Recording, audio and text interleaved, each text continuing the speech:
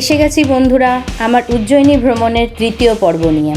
আজকে আমার এই ভিডিওতে থাকছে উজ্জয়িনী থেকে ওমকারেশ্বরের বাস জার্নি, ভস্য আরতি সম্বন্ধে নানা গুরুত্বপূর্ণ তথ্য, ওমকারেশ্বর পৌঁছে কি হলো, ওমকারেশ্বর মন্দিরের প্রথম দর্শন, মা নর্মদা পরিক্রমা, পায়ে হেঁটে ওমকারেশ্বরের ঘাট দর্শন এবং মা নর্মদা আরতি। তাহলে দেখতে থাকো বন্ধুরা। 9টার সময় বাস আছে ওমকারেশ্বর যাওয়ার, যেটা কালকে বুক করে নিয়েছিলাম। আচ্ছা, বুক করেছিলাম হচ্ছে হরসিদ্ধি মাতা মন্দিরে যখন আসবে দেখবে সোজা রাস্তাটায় একটা বড় জলের ট্যাঙ্ক আছে, তো পানি কি ট্যাঙ্কি বলে। তো সেখানে রাস্তার পাশে প্রচুর এরকম বাস সার্ভিস আছে, যেখানে তুমি নিজের সিট চুজ করে বুক করতে পারো। তা আমার লেগেছে 280 টাকা। এখান থেকে ওমকারেশ্বর নিয়ে যাবে, একটা মাঝখানে স্টপেজ দেবে ধাবাতে খাওয়া দাওয়া ওয়াশরুমের জন্য। বাসের ভেতরেটা দেখিয়ে দিচ্ছি বন্ধুরা কিরকম বাসটা হবে। দেখো এরকম 2+2 সিট, লেগ স্পেসও যথেষ্টই আছে। যদিও আমি বেটে মানুষ, তবুও লম্বা মানুষের অসুবিধা হবে না। লাগেজ রাখার জায়গা এবং এসি ভীষণই ভালো চলছে, কোনো অসুবিধা হবে না। আমার তো মনে হয় 280 টাকা দিয়ে ওমকারেশ্বর অব্দি 4 ঘন্টার জার্নি, এর থেকে ভালো আর কিছু হতে পারে। এই ট্রাভেলসের বাসই আমি বুক করেছিলাম।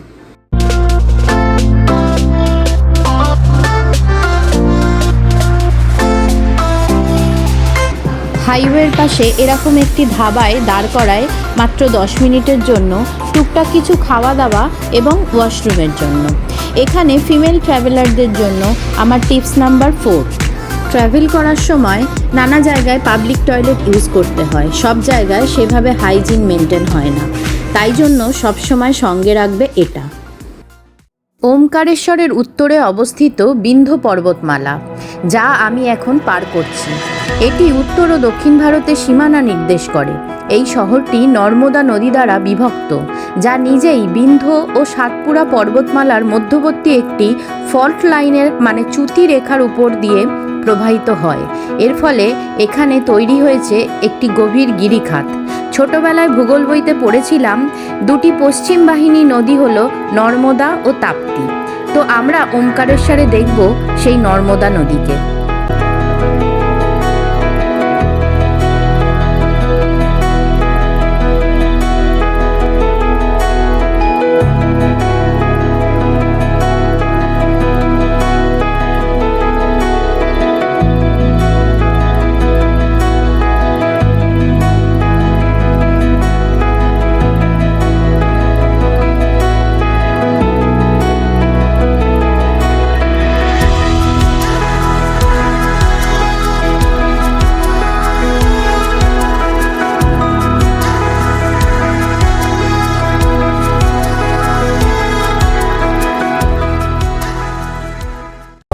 নেমে পড়েছি বাস থেকে, পুরো 4 ঘন্টাই লাগলো। এখানে বাস টার্মিনাস, সেখান থেকে অটো বা টোটো ধরতে হবে।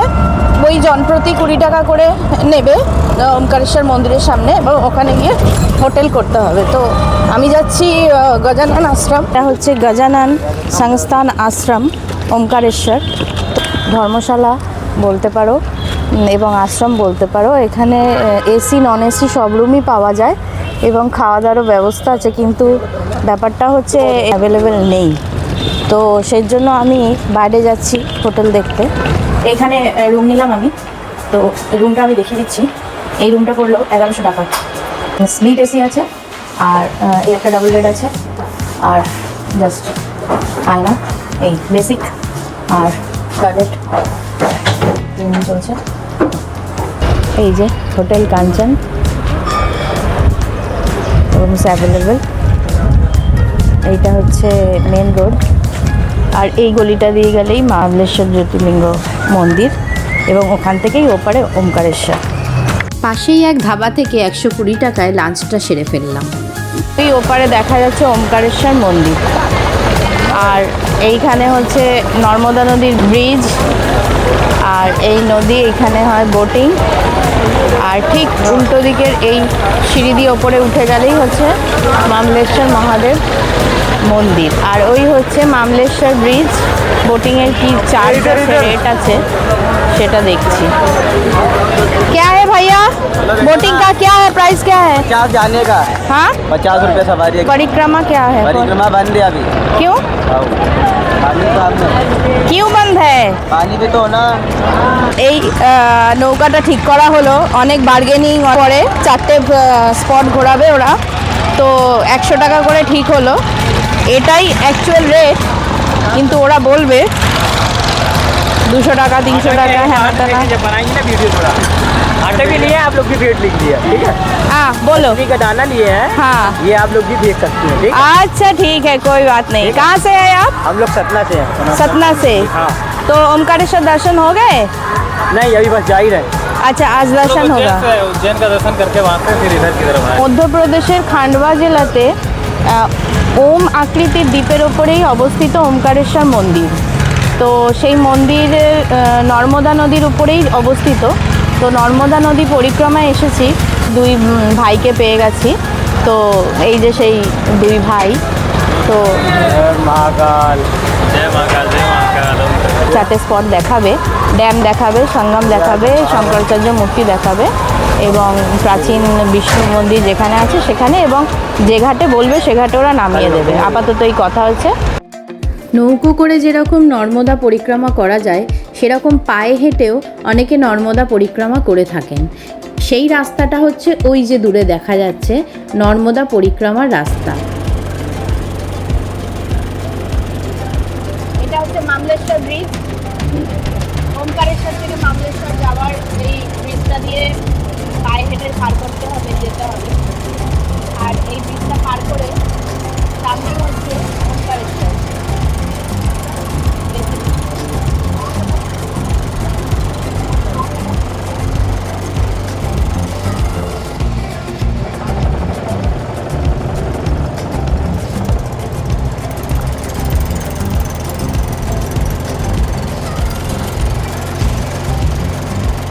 এই যে দেখো বন্ধুরা, এটা হচ্ছে ওমকারেশ্বর মন্দির।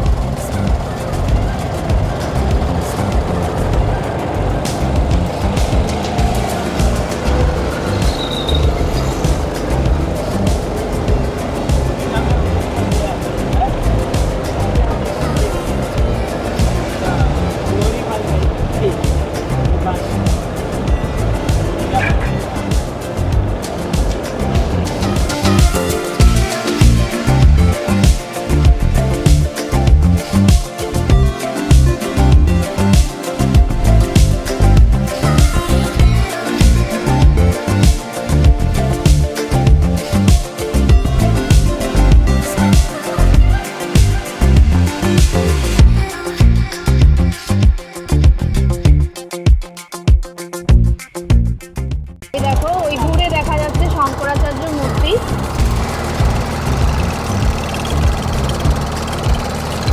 कितना लंबा है भाई? कितना लंबा है? कितना फुट लंबा है? 108 फीट।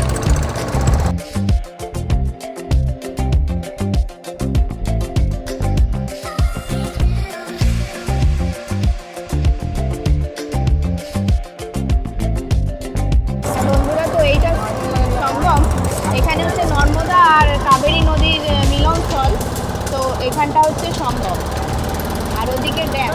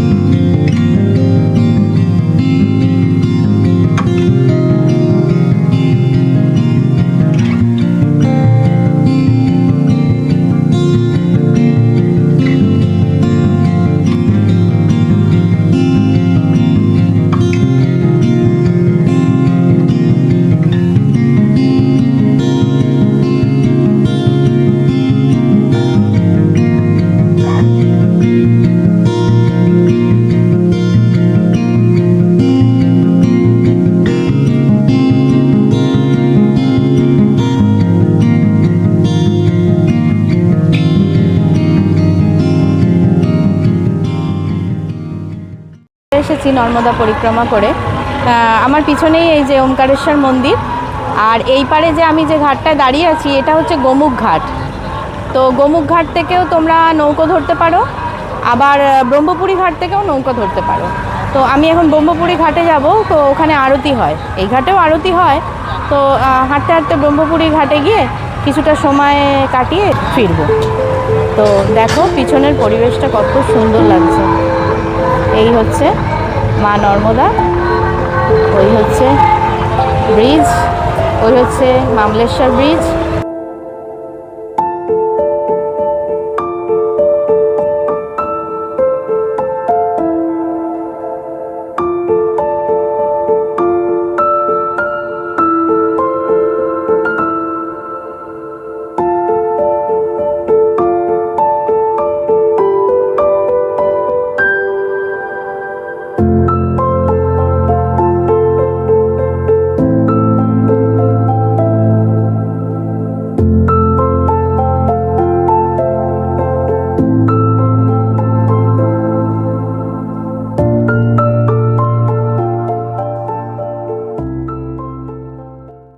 প্রচণ্ড রোদে খুব তেষ্টা পেয়েছিল বন্ধুরা, তাই জন্য লেবুর জল খেতে গেছিলাম। তো সেটা খেয়ে আমার বিচ্ছিরি মুখটা আরও যেন বিচ্ছিরি হয়ে গেল। জানি না ওতে কী ছিল, কিন্তু টের পেয়েছিলাম রাত্রিবেলা। যাক, সে গল্প পরে হবে। তোমরা হয়তো খেয়াল করেছো এই পাহাড়ের শিলাগুলির গঠন একটু অন্যরকম। আসলে এই শিলাগুলো দাক্ষিণাত্য মালভূমি গঠনের অংশ, যা মূলত ব্যাসল্টিক আগ্নেয় শিলায় তৈরি। এই শিলাগুলির উৎপত্তি প্রায় 66 মিলিয়ন বছর আগে, যখন হিমালয় পর্বতও গঠিত হয়নি এবং ভারত ছিল একটি দ্বীপ যা রিইউনিয়ন হটস্পটের উপরে ভাসছিল। এই হটস্পট থেকে উত্তপ্ত গলিত লাভা নির্গত হয়ে হাজার হাজার বছর ধরে ভূমির উপর দিয়ে প্রবাহিত হয়, যা স্তরের পর স্তর জমে ধীরে ধীরে এই রকম শিলায় রূপান্তরিত হয়।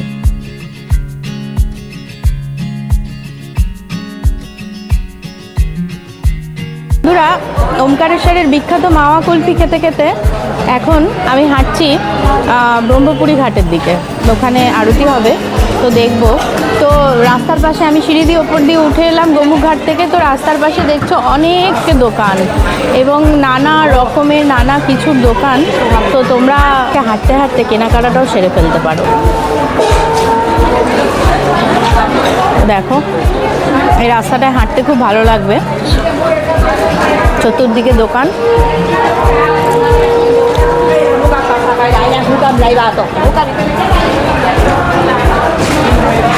তো এসে গেছি বন্ধুরা ব্রহ্মপুরী ঘাট। দেখছো লেখা আছে। তো এখানে প্রচুর দোকান আছে, এখান থেকেই আবার অটো ছাড়ছে, পাঁপড় বিক্রি হচ্ছে।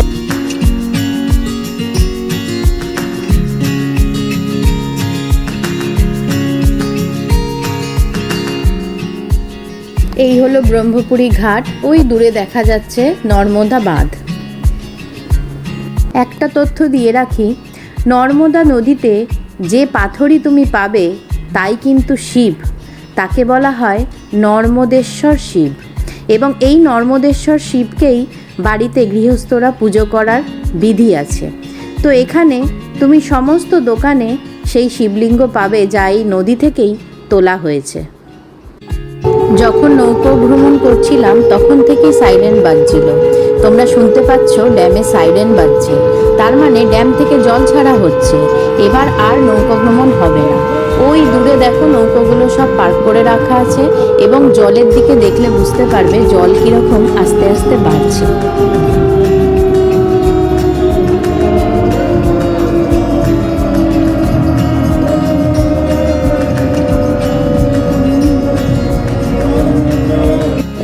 ঘাটে সন্ধ্যা আরতির তোড়জোড় শুরু হয়ে গেছে। এই প্রথম দেখলাম 3 কিশোরী এবং 1 বালককে আরতি করতে।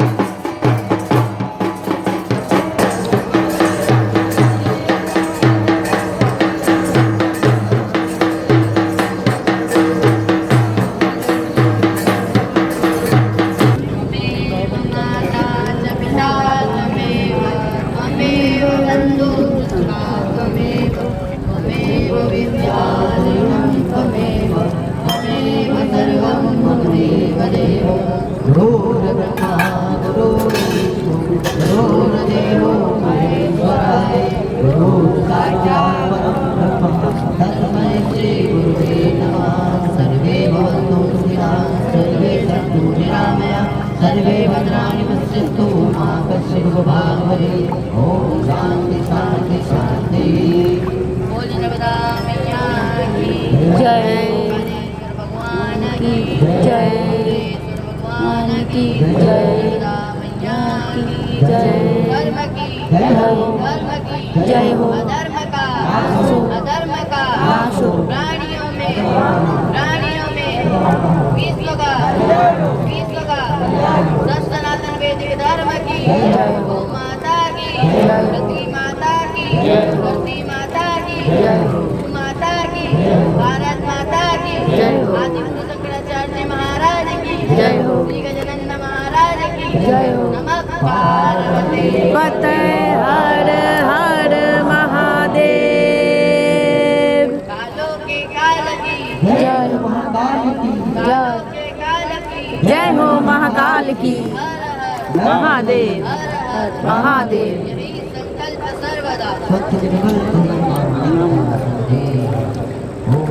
ज्ञानिकानि च पापानि जन्मान्तरस्थानि च तानि सर्वाणि पश्यन्तु प्रेक्षणायां पदे पदे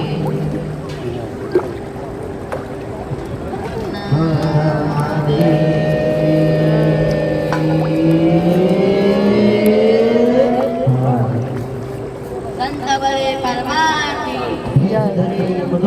नाम नाम का गोला झूठे भाग जाए दूर से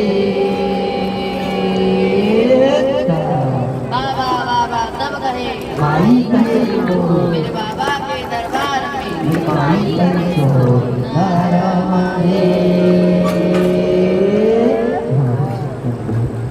सभी भक्त झूठे वचन को उतार कर भगवान के आशीर्वाद लें सभी भक्त তোমরা খেয়াল করলে আরতিটা শেষ হলো, তারপরে কিন্তু সাইরেনটা শুরু হলো।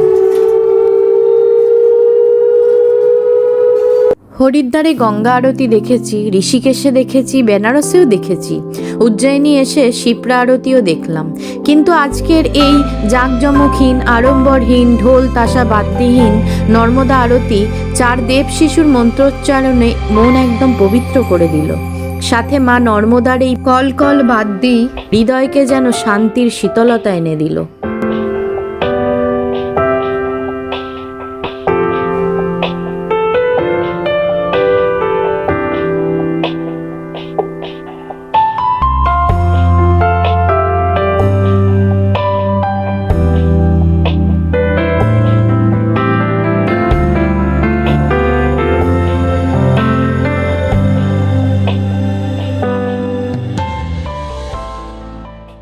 বন্ধুরা, এখন ভোর 6টা বাজে। তো ভস্য আরতি দেখে এলাম দর্শন করে। এই হচ্ছে ভস্য আরতির হাতে একটা পরি দিয়েছে, সবাইকে পরি দিয়েছে। তো এখন আমরা প্যাকিং করতে হবে, তাই জন্য তোমাদের সাথে কিছু কথা বলতে বলতে প্যাকিংটা সেরে ফেলি।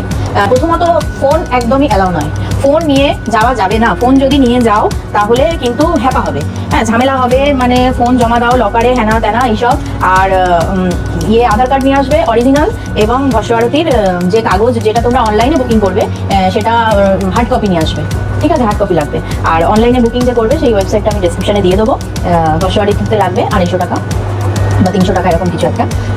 আর একটা হচ্ছে আজকে দুটো জিনিস দেখলাম। একটা হচ্ছে যে ভস্ম আরতি দেখতে গিয়ে অনেকে মহাকাল বাবাকে অনেক কিছু চারাওয়া দিয়েছে, মানে যেমন হলো চাদর মহাকাল লেখা, বা শাড়ি, বা মহাকালের পাগড়ি, টুপি, অনেক নানাজন নানা রকম দিয়েছে, ফল, ভোগ, টাকা পয়সা, বা যা কিছু সমস্ত কিছু ভস্ম আরতির পর বাবাকে চড়ানো হয়েছে এবং সেটা স্ক্রিনে দেখা যাচ্ছে, সবাই দেখতে পাচ্ছে। আরেকটা তথ্য দিয়ে রাখি যে ওই ভস্ম আরতি ধরো টিকিট হলো না, তো দেখলাম যে অনেকে জেনারেল লাইন দিয়েছে ভোরবেলা এসে, তো সেই জেনারেল লাইনে হাঁটতে হাঁটতে চলতে চলতে মানে ভস্ম আরতির সময় তারা ওই দর্শনটা করতে পারছে, মানে ওখানে বসে দর্শনটা হচ্ছে না, কিন্তু তারা চলতে ফিরতে দর্শনটা করতে পারছে।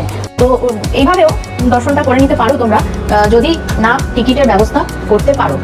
তবে এক একজন বললো যে তারা নাকি আগের দিন রাতে, মানে সারা রাত জেগে, রাত 1টা অবধি জেগেও নাকি তারা ভস্ম আরতির টিকিট কেটেছে, রাত 1টা অবধি জেগে ভস্ম আরতির টিকিট কেটেছে, এবং পরের দিনকেও তারা রাত জেগে ভস্ম আরতি দেখছে। মানে বুঝতে পারছো ব্যাপারটা? তো আমার মনে হয় অনলাইনে করে যাওয়াটা ভালো হবে, কিন্তু অনলাইনে করলে কি হবে, তোমাদের রিকোয়েস্ট আগে করে রাখতে হবে, কারণ তুমি যেই ডেটে চাইছো সেই ডেটেই যে পাবে এমন কোনো কথা নেই, কারণ ডেট ওদের লিমিটেড সিট থাকে, তো সেই ডেটেই যে পাবে এমন কোনো কথা নেই।